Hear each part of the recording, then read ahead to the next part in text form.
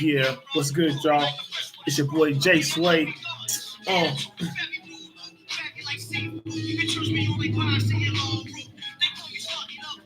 got that Wu-Tang playing in the background. That's real. Check it though. Today's topic is how to build your own brand. Turn this down for a little bit.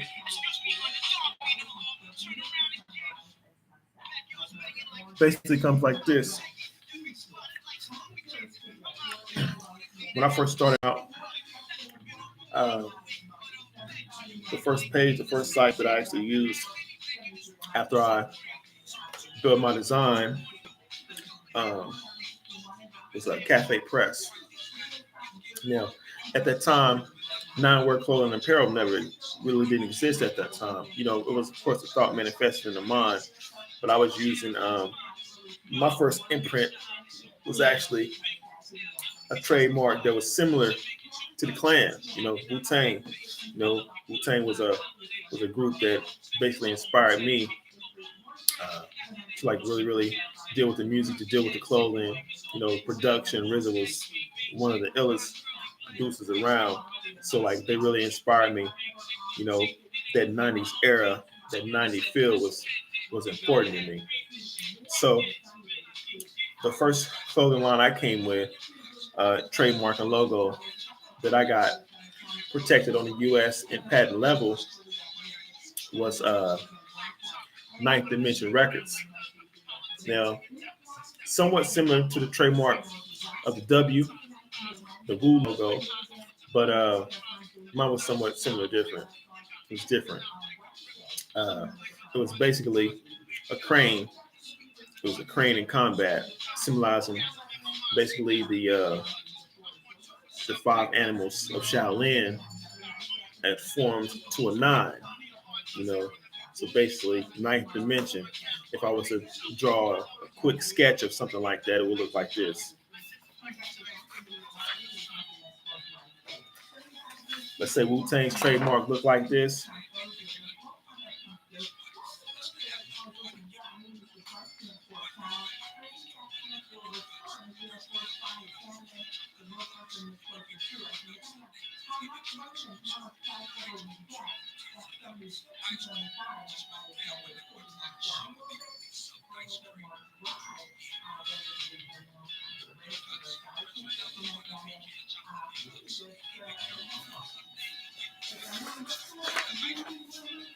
My trademark was something like this.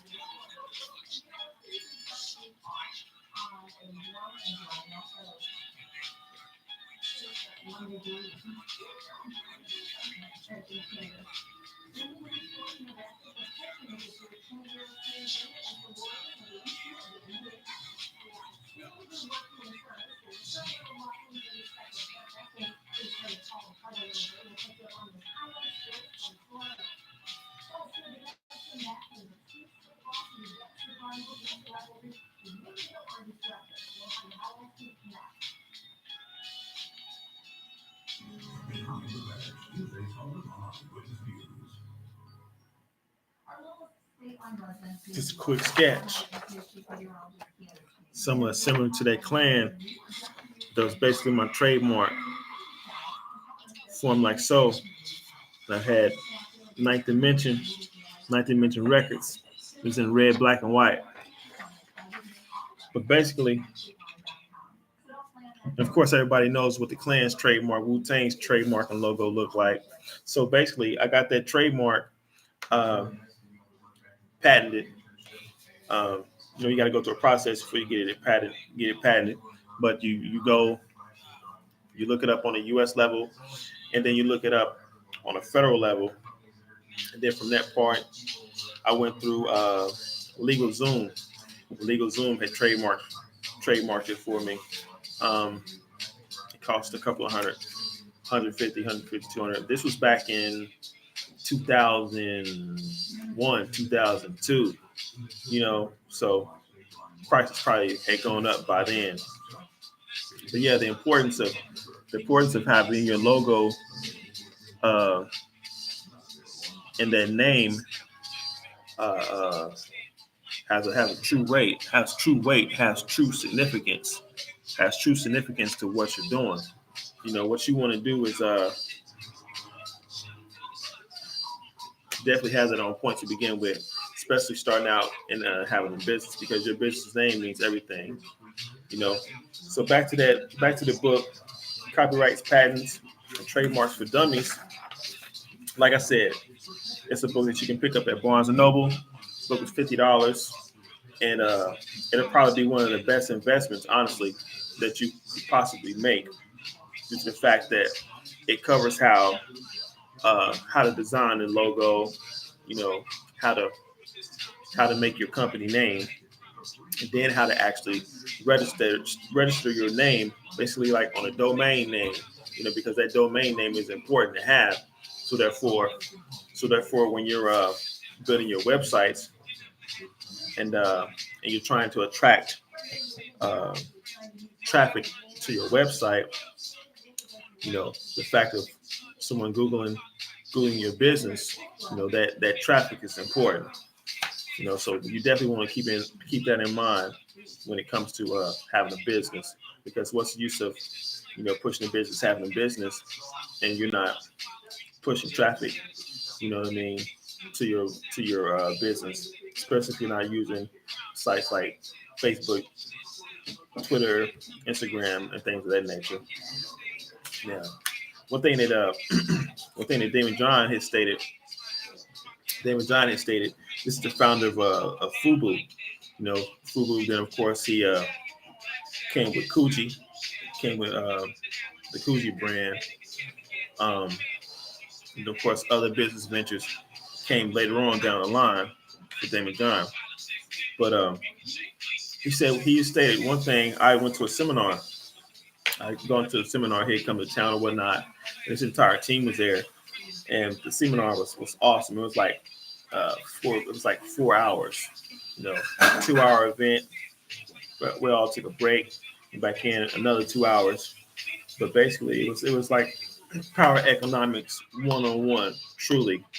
And we all had the opportunity, to have to buy in as far as him like being a mentor, or people on his team mentoring us as business owners. So, but yeah, let me get to the story. Daymond John, they were talking about how he was actually marketing and promoting uh, Fubu at the time. He said at the time when he was promoting Fubu that he only had a set limit, of shirts and designs and whatnot. So here he is, him being in New York, knowing a lot of the artists and whatnot.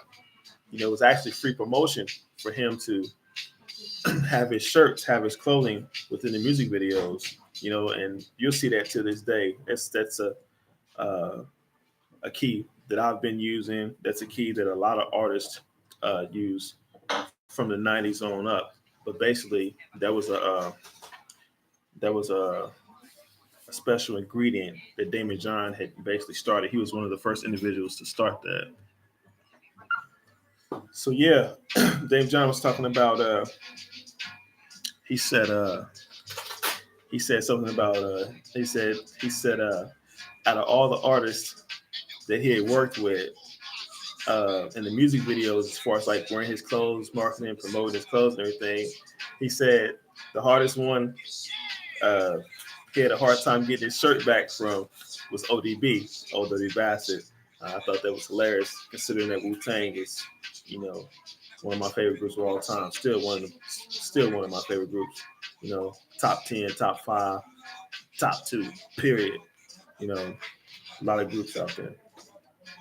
But yeah, so there's different sites. Once you have your brand, your logo trademarked on a U.S. level, federal level, like I said, you can go to USPTO.com, have everything protected, and go to copyrightoffice.gov, of course, and search that on the U.S. level, and then also on the federal level.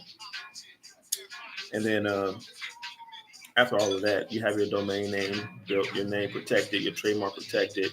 You go through a company like Legal Sherpa, or you go through a company like LegalZoom, any of the companies like that. Um, you actually build your web page, build your site, and then you have companies like Cafe Press. You can design free websites or whatnot. If you want to save your budget, have a lower budget, whatnot, and just push out content. You have Weebly, you have Wix, and you can push them out on sites, search engines, and sites like Cafe Press. You've got Poshmark, you got Teespring, things of that nature. But yeah, I tell you, designing, if you're an excellent designer and you don't want to go the route of having your clothing pressed up like ink press, or you don't want to invest 199 in a machine, or you don't want to invest 1500, in those types of machines, you don't have to go that route. If you don't want to, if you just want to design and then actually partner up with a company, for instance, like Teespring, you know, of course they're going to take a percentage of what you make, as far as sales are concerned. But also keep this in mind. Keep in mind that um, but they also do the distribution. You don't have to worry about having individual address, home addresses, in the conflict of you know drop shipping and you know paying the fees, the shipping fees, and all of that. You can go through Teespring. Teespring is a good place where you can actually do that. All you have to do is just focus on designing. Focus on the work part. Everything else gets handled from there. So, other books. What other books will I recommend you as far as like in the business sense? In the business sense, man, to really get your mind uh, focused on pushing things. Rich Dad Poor Dad is a good book. You got From Good to Greater. You got the 48 Laws of Power. Then you got the 50 Laws of Power, and then you've got the Power of Broke. The Power of Broke. Referring back to Jamie John, The Power of Broke. This is one of Jamie John's books. He stated that the power of broke, just like the title, was actually not considered a weakness. You'd be amazed based off of your network, the individuals that you network with. You'd be amazed uh, off of who will actually help you. You know what I mean? Like for instance, when I'm like as in a bartering system, like it was the same system that I used as far as like myself and my artists when we first started with our label. Like I stated at that time, our engineer, was just learning about engineering and whatnot, and we wanted to brush up on our skills as far as artists and develop ourselves as artists. So that happened, and then we brought other artists in. We did artist development, and did shows and things of that nature. But not only was it helping us, it was also helping the engineer as well. But yeah, basically, bartering is it's definitely not a dead trait. It is a it is a practice that still goes on to this day. So the power of broke can actually be used as a great tool to uh, to get things done, especially in the business world, especially in networking. Networking is the key. Um, a lot of times, a lot of times, you know, you have a strong network. In the business world, it's basically based off of uh, who you know and not what you know. Um, when I first started back in the early 2000s, you know, started out designing, uh, after SMR, Snake Mob, after after branching off and then forming my own label, which was Ninth Dimension Records. Also linked with other individuals. low key management. And what we would do is we would design like the flyers, business flyers for other promotional companies within the city. So here was a skill that we had, that was definitely a needed skill, because not everybody knew how to actually design, graphic design, make it look professional, and to push things out. So that particular skill, got our foot in the door with a lot of the promoters. A lot of the promoters, we had already known, so it was a win-win situation, you know, based on the fact of, we would also design merch.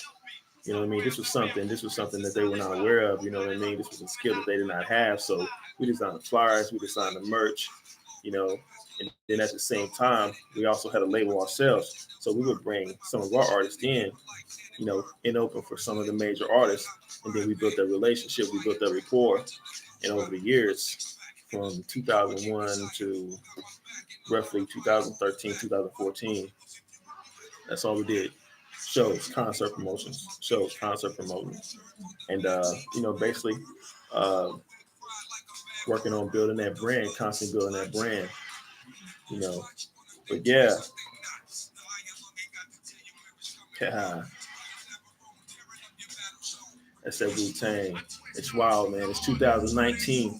It's 2019, and that music is still relevant. Amazing. It's classics. But yo, check it out though. Y'all know how to hit me up, man. Y'all got any questions on building that brand, trademarking or whatnot? Hit me up. Jamal Shabazz 16 at gmail.com. It's JamalShabazz 16 at gmail.com. It's your boy Jay Sway, Jay the businessman, Mr. Wear 10 Hats. All right, y'all get at me. And make sure y'all subscribe and like. One.